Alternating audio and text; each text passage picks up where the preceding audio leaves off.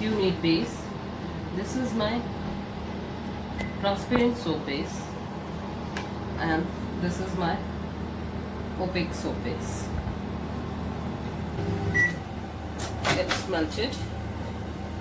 See, now you can check with the help of spatula. It's fully melted. Now it's a time to add fragrance. It's your transparent soap with red color and rose fragrance. This one is your opaque soap with red color and rose fragrance. Now I am showing you my double layer.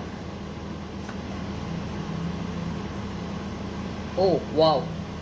Whenever you make double layer, always remember you can use transparent in both layer or maybe in opaque in both layer.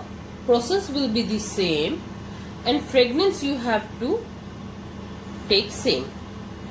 I use transparent red with rose fragrance and opaque also with rose fragrance.